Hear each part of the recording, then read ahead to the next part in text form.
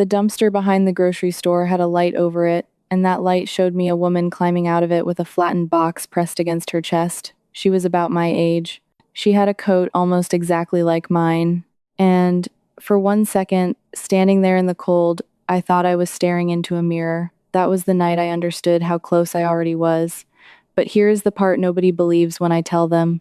I built a warm, dry, real home out of things that store threw away, and it cost me less than 1 month of the rent I could no longer afford to pay. This is true. Every piece of it happened to me. And the thing that finally kept me warm through a winter that dropped to 9 degrees was sitting in that dumpster for free, and I walked past it for weeks because I had no idea what it was. You don't need money for this. You don't need land. Stay with me, because I am going to show you exactly what it was. Let me back up, because I want you to understand how a person ends up standing behind a grocery store at 11 at night, watching a stranger dig through the trash and feeling nothing but recognition. I was not lazy. I want to say that first, because that is the lie people tell about anyone who loses their home. I worked. I had worked the same kind of jobs my whole life, the kind that keep a town running and never pay enough to save. For years, I lived in a one-bedroom apartment that I kept clean and quiet, and I paid my $740 every single month, on time, for 11 years. Then the building sold. The new owners painted the doors, put in a little gym nobody used, and raised the rent to $1,350. They gave us 60 days. 60 days to find hundreds of extra dollars a month that simply did not exist in my life. I sat at my kitchen table with a calculator and I ran the numbers again and again. Like the answer would change if I was polite about it. It never changed. There was no version of my paycheck that fit inside that new number. I want you to notice something there, because it took me too long to notice it myself. Nothing about me got worse. I did not get lazier or dumber or less careful. The floor under me simply moved. That is what happens to most people who fall. It is not a character flaw. It is arithmetic. And the arithmetic was decided by people who would never have to sleep in a car. So let me tell you about the shame first, because that came before the cold, and it was almost as dangerous. The last week in that apartment, I stopped answering the phone. I did not want to explain. I told my sister I had found a place because I could not stand the sound of her worry. I sold my couch on a Saturday to a young couple who barely looked at me, and I remember standing in the empty living room afterward, hearing my own footsteps echo, and feeling like I had already disappeared. When you lose a home, people treat you like the loss is contagious. A woman at my work found out and started talking slower to me the way you talk to someone who is not quite right in the head. My landlord's assistant, a kid who could not have been 25, told me I should have planned better. Planned better. On $740 of margin that vanished overnight. That contempt is a real thing, and I need you to understand it does not come from nowhere. There is a whole machine that profits from you believing your poverty is your fault. If it is your fault, then nobody has to fix the rent. Nobody has to fix the wages. You just failed, and they get to keep everything exactly the way it is. I swallowed that story for a while.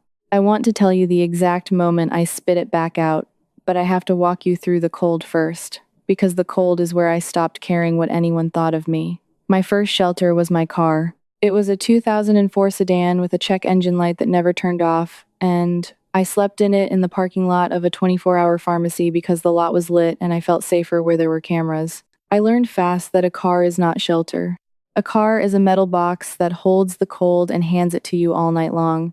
The first hard night, it got down to around 28 degrees, and I woke up shaking so hard my teeth clicked.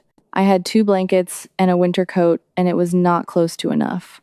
Glass steals your heat, metal steals your heat. By 4 in the morning, I was doing sit-ups in the driver's seat just to make my own body produce warmth. And I remember thinking very clearly that people die like this, and the news never even says their names. But that terrible car taught me the single most important thing I know, so let me give it to you now, because it is the foundation everything else was built on. The enemy is not cold air. The enemy is losing the heat your own body already makes. Warmth is not something you buy. It is something you trap. Once I understood that, everything changed.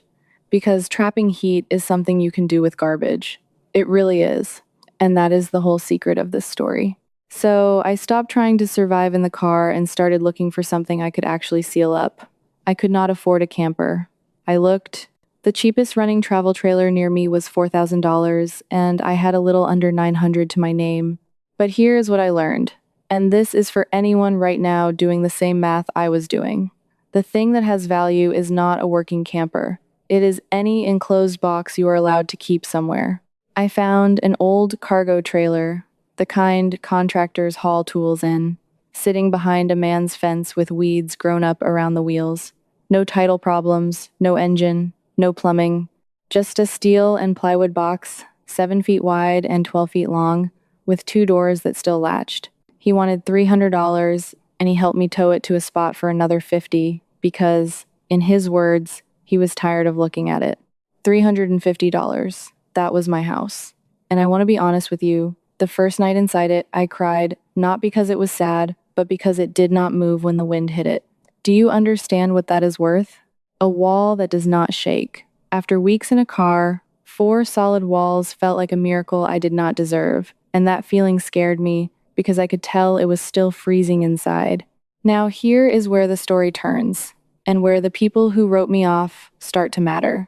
So let me tell you about the neighbor. I had permission to park that trailer on the back corner of a rural lot that belonged to a woman from my old church, in exchange for weeding her garden and watching her dogs.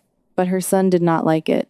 He came by one afternoon while I was patching a seam with tape, stood there with his arms crossed, and told me the whole thing looked like a hobo camp and I was bringing down his mother's property. He said it right to my face, slow and loud, the way you talk to a child or a dog. Something in me went very still. I did not argue. I just decided right there that I was going to make that box so clean, so warm, and so obviously a real home that he would never be able to say that word again and mean it. That is the thing about being underestimated. If you let it, it turns into fuel that burns for years. It certainly did for me.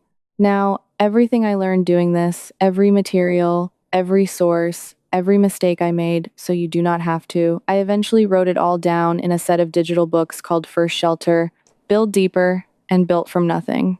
They are linked in the description for $97, and that is the complete system, from the first cold night to the point where you have a real warm home you are proud of. If you want the whole map in one place instead of learning it the hard way the way I did, that link is waiting for you at shelterfromnothing.com. So I started with the floor, because the floor is where a shocking amount of your heat runs out straight down into the cold ground. I did not have money for lumber or foam board, and let me tell you what foam board costs, because the numbers matter. A single sheet of the good rigid foam, the kind that gives you about 5 R value per inch, ran close to $40 a sheet at the store, and I would have needed 6 sheets minimum just to start. $240 for floor foam alone.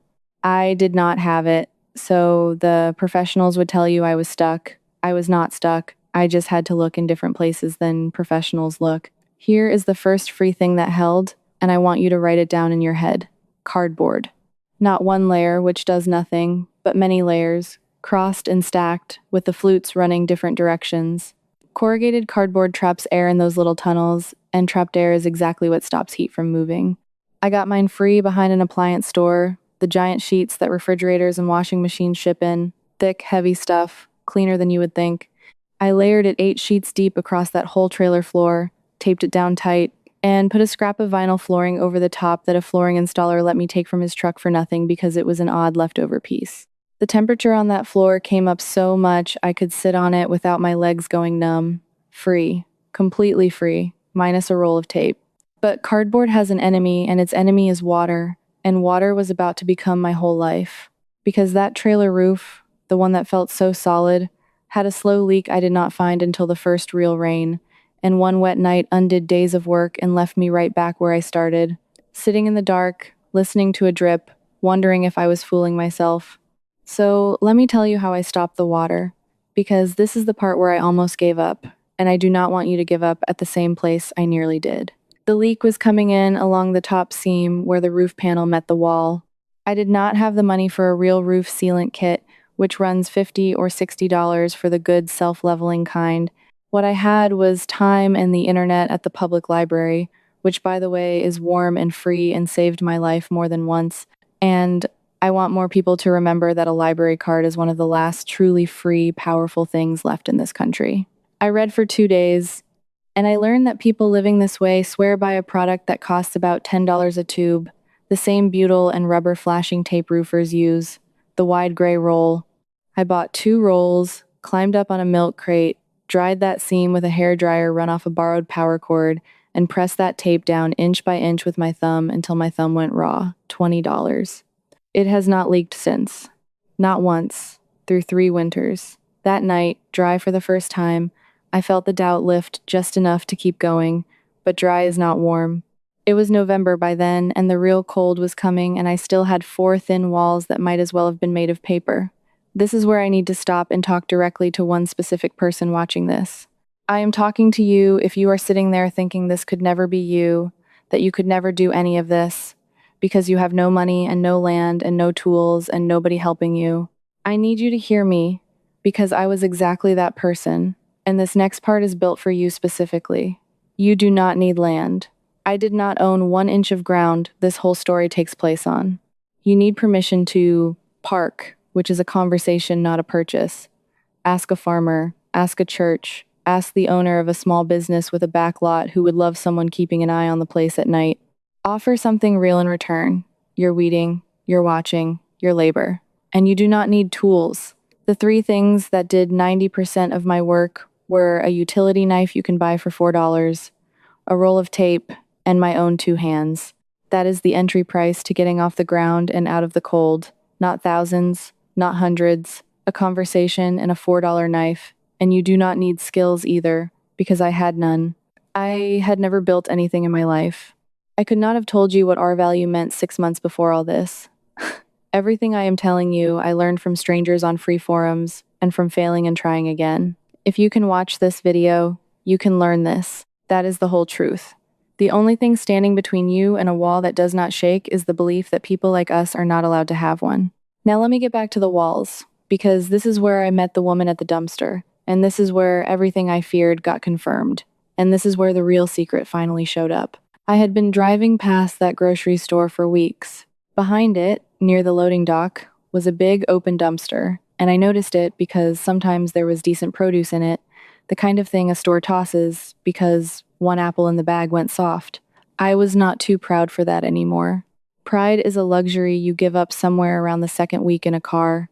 But one night in early December, cold enough that my breath hung in the air, I pulled up and my headlights caught a woman climbing out of that dumpster with a flattened box against her chest. She turned toward the light, startled, and I saw her face. She was around 50, tired, decent looking, wearing a coat almost the same as mine, and she was not embarrassed. She just looked at me like we already knew each other, like, oh, you too. And that was the thing I had been most afraid of, standing right in front of me. I was afraid that this was not temporary, that I was not a person having a hard month, but a person who was now simply this, a woman who climbs out of dumpsters at night. Seeing her confirmed it in the coldest way.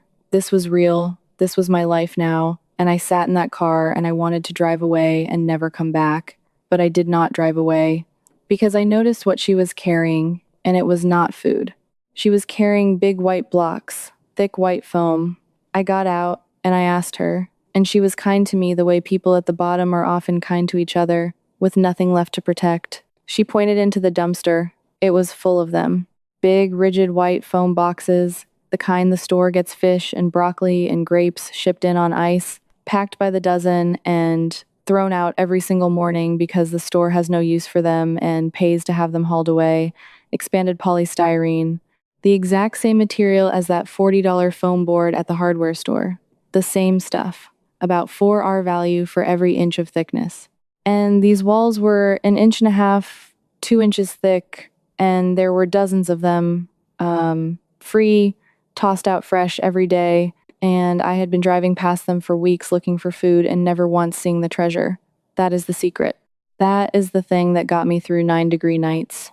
Grocery store, foam produce boxes, the fish boxes, and the broccoli boxes are free rigid foam insulation, and most stores throw out a mountain of them every morning and would be relieved to have you take them. I asked the manager the next day, my heart pounding. Sure, he would say no or look at me the way that neighbor's son did. He barely looked up. He said, "Take all you want. It saves us the haul away fee." I filled that trailer 4 times over. And then I went to work. I cut those foam boxes flat with my $4 knife, and I fitted the panels between the wooden ribs of the trailer walls, cutting each piece to press in snug so there were no gaps, because a gap is a hole the cold pours through. I stacked them 2 layers thick where I could, offsetting the seams like bricks so the cold could not find a straight path in. I did the ceiling the same way. I even did the inside of the doors. It took me about 2 weeks of evenings, and it cost me nothing but tape and blisters. Let me tell you what that did, because this is the number I am proudest of in my whole life. Before the foam, on a cold night, the inside of that trailer was maybe 5 or 6 degrees warmer than the outside air, which is nothing, which is dangerous. After the foam, with nothing but a tiny safe electric heater the size of a loaf of bread, running off that same borrowed cord, the inside held around 65 degrees on a night that dropped to 9 degrees outside. 65 inside, 9 outside. From free garbage. I sat in there in a t-shirt in January and I put my hand flat against the wall and it was warm, and I cried again, the good kind, because I finally understood that I had not become the woman in the dumpster. I had become something else. I had become the woman who knew what the dumpster was actually worth. I want to be very clear about the safe way to do this, because I care about you, and this material has a real rule.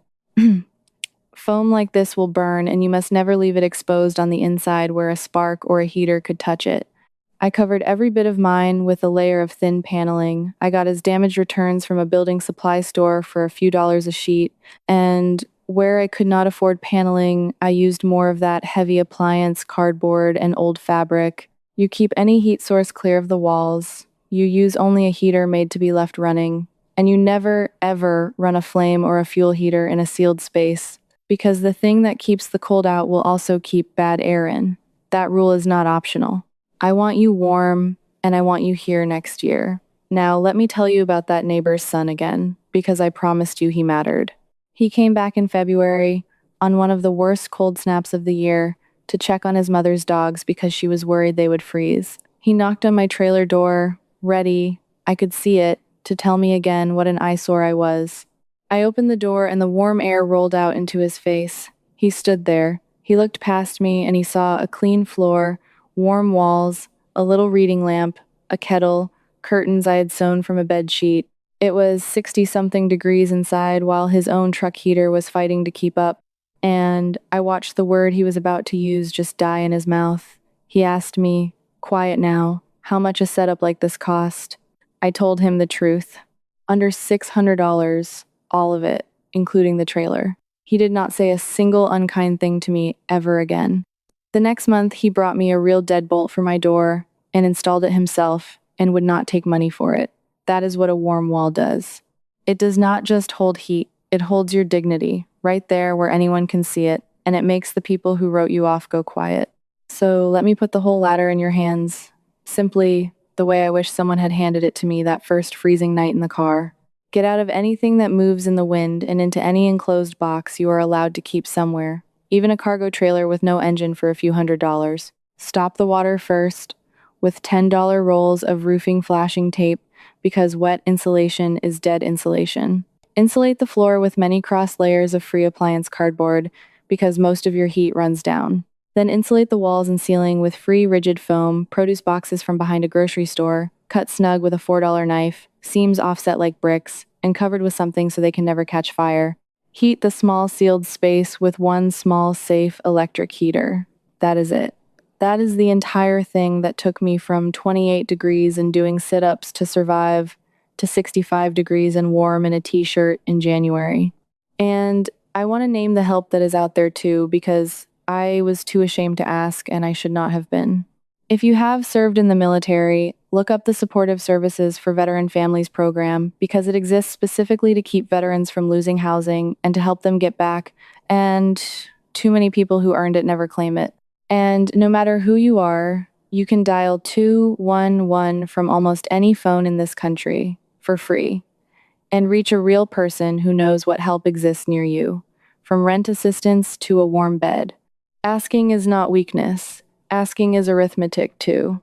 I learned that too late, and I am telling you early. 3 winters later, I am still in that trailer, and it is not a sad story anymore. It is just my home. The foam is still holding.